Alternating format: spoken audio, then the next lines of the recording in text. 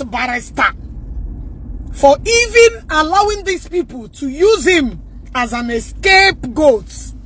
But now I am calm because when finally I spoke to Akuyasha Pinikulo down. Now I'm listening to Jishim Kulo down. Barrister, now I'm beginning to love you. Now I'm beginning to pass the love to you. Now, Imego Made, proud of yourself, proud of your practitioner. You want to go? This is what you call being direct, clear message, direct. Do you know why they did not join me in at that place? Because how many shige tikamlebe barestano, but Hashimoge, they will not bring me. That they will not bring me. That they will know what I will do, because I was angry at Baristanande. Even on my own, when I got the information that Baristanande went to ex-convict platform, because I did not watch it, and I had to reach out to Akukeneme. Akushe, calm down. I was angry, but now I am calm. Baristanande, sorry for the way I spoke to you on that live video, because in my every action got reaction. Now I understand that you could got there with different topic, but that ex-convict, that criminal ex-convict, you want to go? That ex-convict, the information. Now I found out that the information reaching me is that Daddy is not aware what Ogechi is doing. That woman, you know, he wants to use your appearance as an intimidation, as a different message. So, Baristanand, sorry for the anger. Sorry for the way I spoke to you. Even looking at you now, I'm beginning to like you. I'm beginning to like you. So, Monday, hey, what I got? So now I am calm. I am happy. I can see wisdom. Three wisdom men that just spoke, and the world stand still and listen to you all. The message has been sent. Clear message. Okongwu, you are number one. You will come and prove on your baragena na Zion to promise 200,000. Jpac oku nyironu this time. Agwarangi se chagi. Next time you will understand. Akwakwina dokwe do putagoya. Akwe do putagoya. Akwe do do putagwarangi. Nobody could save you.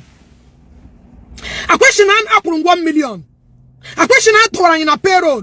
Because the so-called Onyamuma Nekudeji na Nandesayo Dana Kohogbo.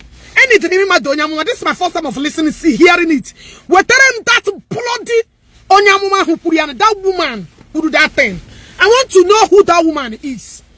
All these people should be apprehended. On a moon nanya. Let me tell all of you, if you hate Daddy, I hate you. Period. If you hate Ako, I hate you. Anything that concerns Zion, if you hate them, I hate you. Now, for those of you that don't know what started this recent problem, they're only jumping into what they know nothing about. Jpac came to apologize to, despite for a long time he departed from Ako. He has been, you know, looking for a problem. Ne pinpoint Ako with this ESCON. They ganged up. Ne pimp na to Ako like na to Yambo. Move on, it's done, it's over.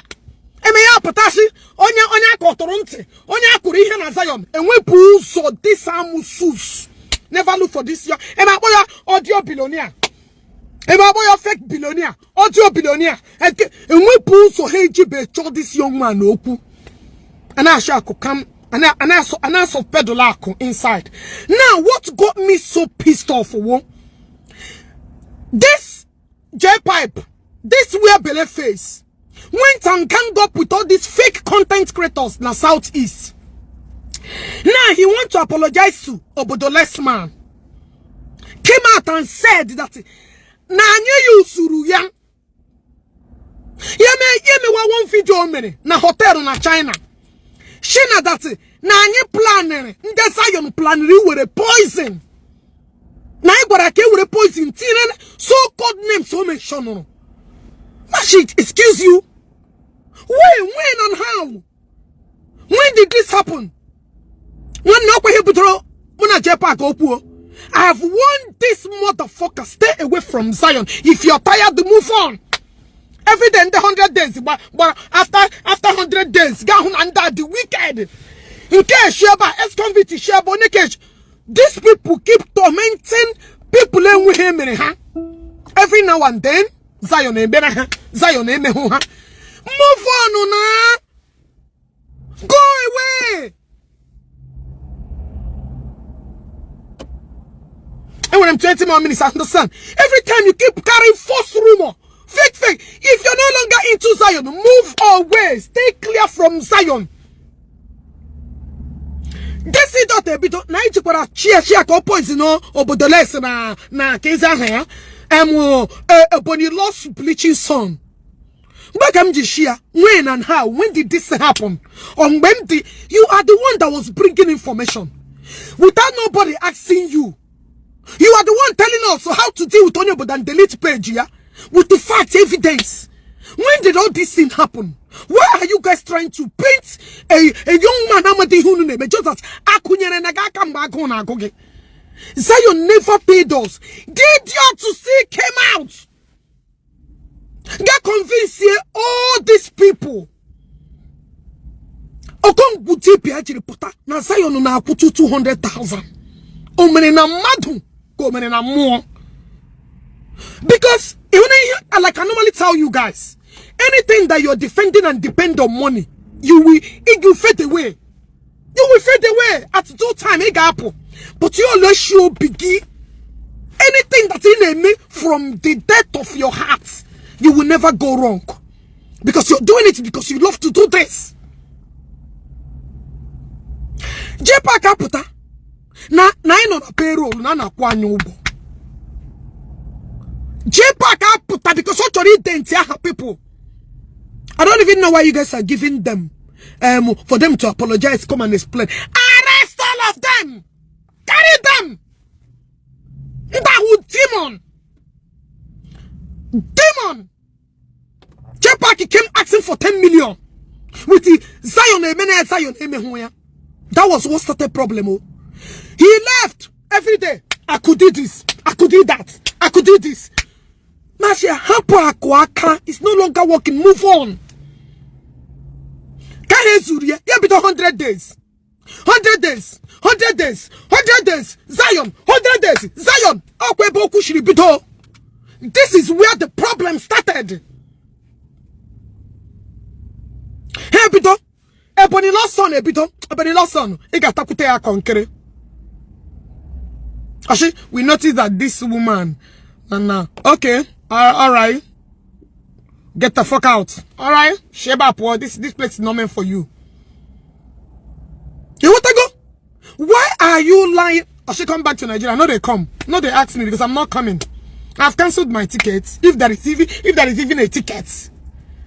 If there is even you see, now I'm going to work. I know they come.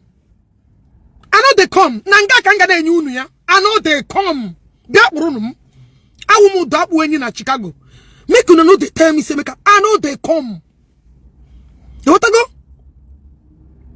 I know they come.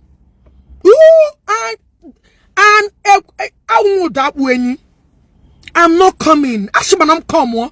When they book a ticket in embassy, be here. Be room. I will move. Check so hope you know we'll get you lot of my goon. Imagine on a little IQ.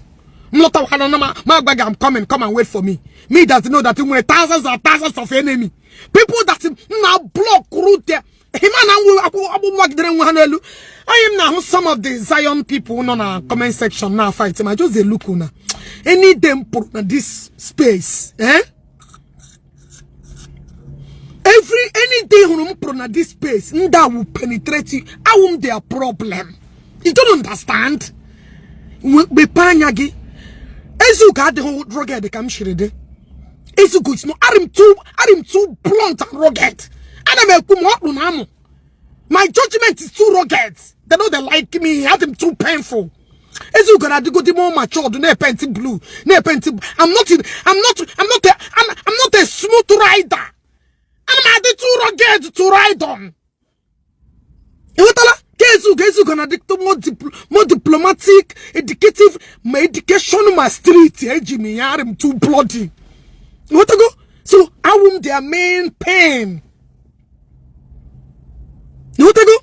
So all these things started when Ashina Apurugo actually poison anybody. Barrister Nandi, I am apologizing to you for the way I reciprocated out of anger because of your purpose of joining ex-convict life program is not the purpose of him. Oh, you choke putakodika. No, na Zion na bagi indirectly. Because all go with me. Then he joining Jpac. He created the wrong narrative. He created the wrong picture. That was why I came like that. Because how am I going anything in my territory I like to devour. Gina, mushizi wabromo. Ima agu an area.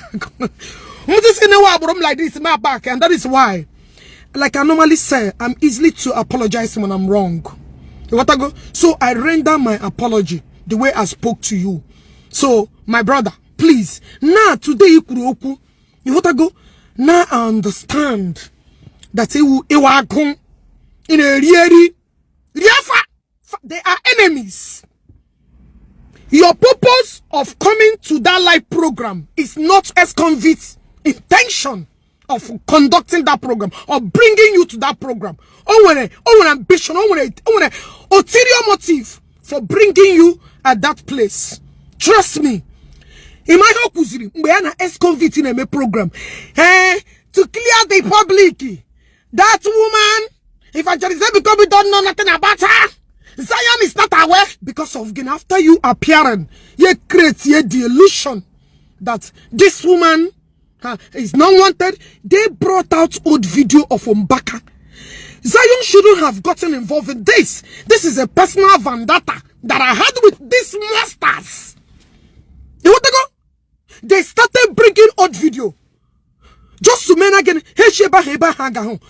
Jpac is stopping. Jpac paid ex-convict. Let him come and swear. That is useless Shanamite. That Kubuyaya. Let him come and swear that he did not collect a dime to defend Aru. Abereshi, you will debunk. Wait, don't you know that you have to answer to me? You are answerable to me.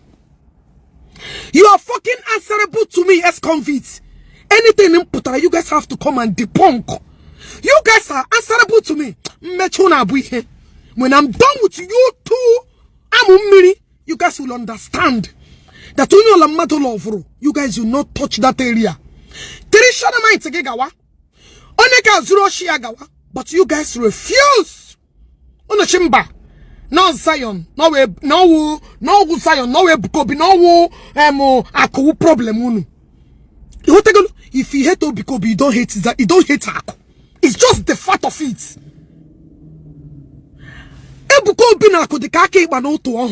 You can't separate these two. So anywhere you try to maneuver to come, you are killing yourself. You can't hate the two. You can't hate one and love one. No, you are mistaken. You want to go? Because they got dogger one are reciprocate in a terrible, brutal way. In a Biana cover ex-convict because on your go. Sorry, in a Biana cover Jpac because Jpac gave you money. Where the near go? Yeah, you're looking for contacts. You're looking for Jpac contacts. Because Jpac put age contacts in Eko. And when them contacts, I get contacts. Some of you brain each other because we in our connection. Popping like you that have nothing to offer in our connection. I am looking for connection. Eh? In a connection. Dala. In a connection. Look at my wings. I want to belong. Jpac get connection, so no matter what, I will come and cover it. You guys are answerable to me. Jpac, wait for tomorrow. I'm a bit. Let me tell you. I did not listen to your video. I will take my time. When I'm passing Max, I will be listening to your video.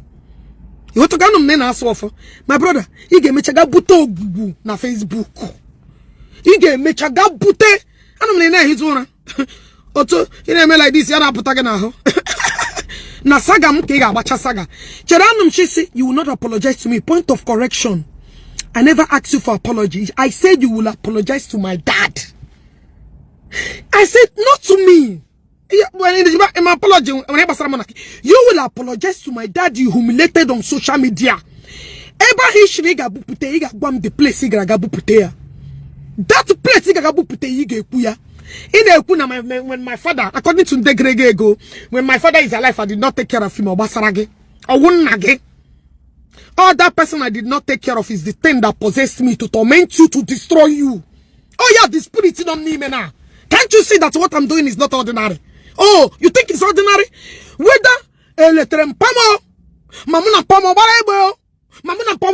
Now you can see that the blood is working in me brutally. Brutally. Whether mampamo mamuna on a wall. Whether I know when I change bullets, you can see that blood is thicker than water.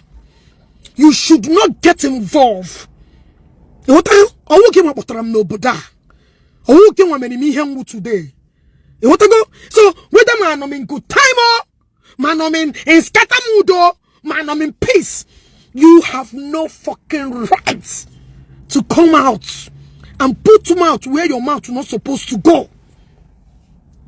Now you can understand that thing is the spirit that possesses me. Jpac, I will torment you to your early grave. I will torment you. You want to go? You think it's everybody will step on their toe and get away. You stepped at the wrong toe. Oh, no, you guys are answerable to me. You swan. You two dirty swan. You two dirty bunkons. You jobless old bunkons. You guys are answerable to me. You have no other choice than to come and sweat and curse.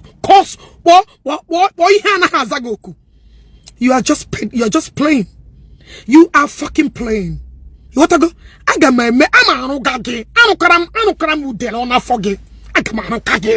trust me. Yes, that father that he had tirimu, that he repurumu, that that the spirit has possessed me. All spirit come get man. Yes, other spirits can get tiga chakacha. Mechage, ya we shop from na huma hapoge. The shop from na huma hapoge. Watch and see. You will debunk and debunk and debunk. The baby come and I'm never they come for that your video. Also, like you go and cry inside and beg them to come and talk. Oh, please. You are the one that gave me everything I'm saying. Okay, man, people. This Livingstone, I have never met him before. Now you go, man, the man, George, go log for. I never spoke. So you think when telling me this that I would not keep record? Oh, this is surprise. So now, Jpac, you know how your brain is this small. Now all of them are debunking onion information. Then who gave it to me if it's not you? Now you coming out for them to come and speak good about you. Now if all of them debunk it, now who then gave me the information if it's not you? You see how your brain is so little. You see how your brain is so little. How all this frustrated are showing waking on a D. Now comment rubbish here. How all this so more puna. What are doing will destroy their future. How put all this idiot who pay and go carry and pay this time? You want to go? How put this so more puna? None of this comment section that cannot keep a man. All of them are trying to deal for the woola 3 or 4 men. Now they're not commenting. She will shame. Even you shame the shameless that shame you. You have never tell me that you cannot even keep a man. You want any man in your life. Any man no let what I got kojaya. Call it what I gave wooya. Did I hear shame? I am shaming for my father. That Jpac, I know you guys don't have the boss to fight for your loved ones. I will fight for the death of my father to eternity. Jpac. By then, you know how to stay away from people's family. You know how to have boundary when it comes to relating with people. Yes, that man that you say that I abandoned, or spirit of abandonment, I'm a Jita spirit teacher. Oh my goodness. Oh my goodness. Jpac. Oh my God. Hold on. Then you will understand the language that I speak. Oh, that man is no repurumu. Oh, that spirit of raping possessed me. Next time you stay away from anything that has to do with people's family. I didn't ask you to apologize to me. No. But you must apologize to my dad. I will make sure. I will spit it and then make we and them barayama. I can make it take effect. You guys are answerable to me. Why won't you guys come and debunk? Guys, I gotta go. I want tomorrow to catch up with. See you guys when I see you. Hey, what I go? Ex-convict and my asage. Barrister Nandi, I apologize. Please forgive how I spoke to you, or because of this ex-convict, to that route. But please, today you guys have made it clear. Okongwu dibia. Iga be kwuonya ahu shigi na ona enye gi 200,000. Jpac iga be kwu eba kwuga gugwo na payroll. You want to go? All of you. The die is cast. Yes. On that note, kam ga lo olu abana mo nwe muru no bude nwa akuna mgbaga. You want to go? See you guys later.